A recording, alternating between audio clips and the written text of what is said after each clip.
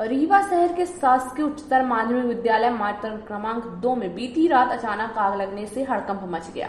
आग विद्यालय के प्रचार कक्ष में लगी, जिससे वहां रखी सीसीटीवी, डीवीडीआर, एसी, कुर्सियां, टेबल तथा अन्य सामान जलकर नष्ट हो गया। आग लगने के कारणों का अभी तक पता नहीं चल सका है।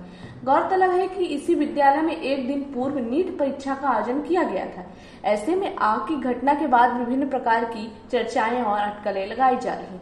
विशेष रूप से सीसीटीवी, डीवीआर के जल जाने को लेकर लोगों के बीच सवाल उठ रहे हैं और घटना की निष्पक्ष जांच की मांग की जा रही है। स्थानीय लोगों का कहना है कि आग किन परिस्थितियों में लगी है और सुरक्षा व्यवस्था के बावजूद इतनी बड़ी घटना कैसे हुई, इसकी गहन जांच होनी चाहिए। वहीं विद्यालय प्रशासन की कार्यप्रणाली और प्रचार की भूमिका को लेकर भी सवाल खड़े हो रहे हैं। उल्लेखनीय है कि विद्यालय के प्रचार पूर्व में फर्जी अनुकंपा नियुक्ति मामले को लेकर विवादों में रह चुके हैं तथा उनके खिलाफ कार्रवाई भी हो चुकी है। ऐसे में ताजा घटना ने एक बार फिर कई सवालों को जन्म दे दिया है। फिलहाल पुलिस एवं संबंधित विभाग द्वारा मामले की जांच की जा रही है।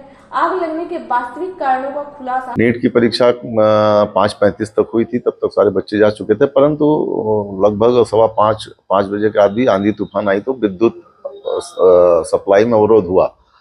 लाइट आ रही थी, जा रही थी, उसमें जनरेटर का उपयोग किया जा रहा था। पर इसी बाद में लास्ट में जो है, जब बच्चे निकल गए, लाइट लास्ट में जब आई तो वो फ्लक्चुएट कर रही थी, लप लुप कर रही थी।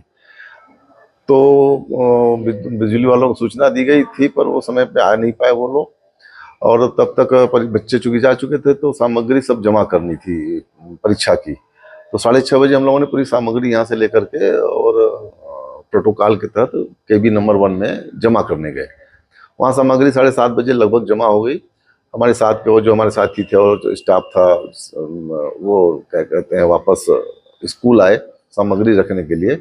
तो हमारे जो सहयोगी हैं जितेंद्र शुक्ला जी, उन्होंने 7:34 पे हमको फ़ोन किया कि सर आग लग गई है। तो हमने कहा मैं आता हूँ तत्काल। तब तक इन्होंने चाबी थी यहाँ पे चुपचाप के पास, तो दरवाज़ा खोला और लाइट को पहले विद्युत का कनेक्शन विच्छेद किया। और चूँकि जो पानी था कैंपर में बच्चों को पीने के लिए, उसमें पानी भरा हुआ था, उसको जो है हिम्मत करके वो लोग डाला है, तो आग पे तत्काल फिर काबू भी पाया जा सका।